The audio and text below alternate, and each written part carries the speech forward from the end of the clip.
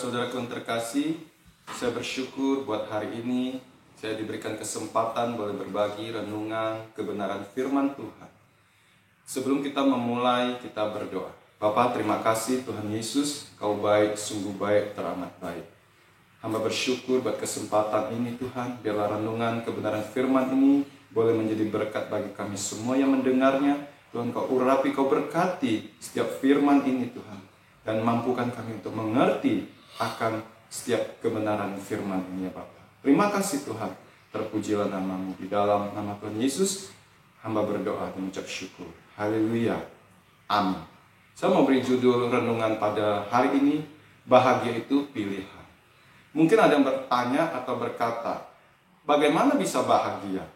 Bukankah dunia sedang dilanda kecemasan, ketakutan, dan kebimbangan? Saya mau katakan buat saudara yang percaya, andalkan Tuhan, taruhkan harapan pada Tuhan Yesus, dan jadikan Kristus sebagai teladan dalam hidupmu.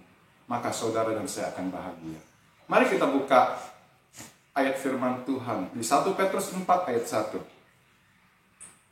Jadi, karena Kristus telah menderita penderitaan badani, kamu pun harus juga mempersenjatai dirimu dengan pikiran yang demikian. Karena barang siapa telah menderita penderitaan badani, ia telah berhenti berbuat dosa. Tuhan Yesus tidak hanya memberikan teladan, bahkan Dia meninggalkan teladan bagi saudara dan saya. Tinggal saudara dan saya untuk mengikuti jejaknya. Di sini jelas, mempersenjatai, kata mempersenjatai, ini tentu ditujukan kepada seseorang yang yang siap sedia untuk dilatih atau melatih dirinya. Seperti seorang prajurit dipersenjatai oleh sang komandannya, dan sang prajurit dilatih dan mau melatih diri sebelum dia ke medan perang. Begitu juga buat saudara dan saya. Hari-hari ini harus siap sedia untuk dilatih dan mau melatih diri saudara dan saya untuk hidup di dalam kebenaran firman ini. Ada 3 hal yang mau saya bagikan. Bagaimana kita melatih diri saudara dan mau dilatih diri saudara dan saya ini. Ada 3 hal. 1, bersedia menderita oleh karena melakukan kebenaran. 1 Petrus 3:14, tetapi sekalipun kamu harus menderita juga karena kebenaran, kamu akan berbahagia. Kamu akan berbahagia, saudara akan berbahagia kalau melakukan penderitaan karena melakukan kebenaran, bukan karena dosa. Sebab itu, janganlah kamu takuti apa yang mereka takuti, dan janganlah gentar.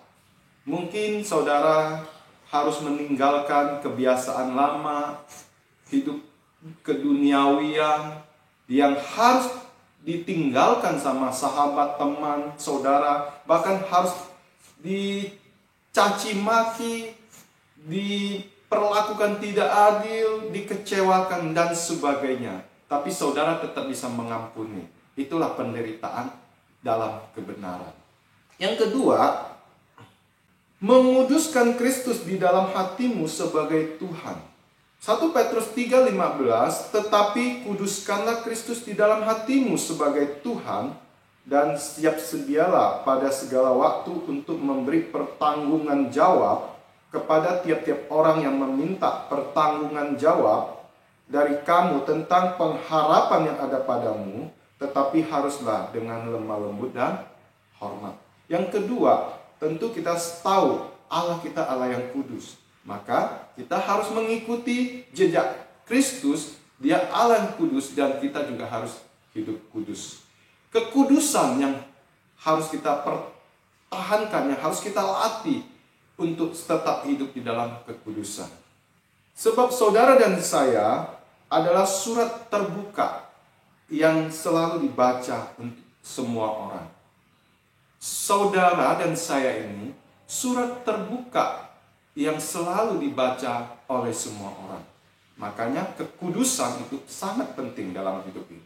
Yang ketiga, hidup menurut kehendak Allah. 1 Petrus 4 ayat 2, supaya waktu yang sisa jangan kamu pergunakan menurut keinginan manusia, tetapi menurut kehendak Allah.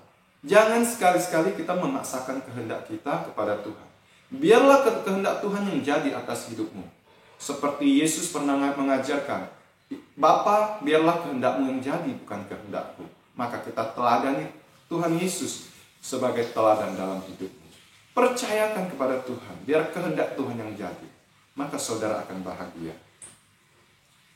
Ini ada satu kalimat yang mau saya bagikan sebelum saya tutup.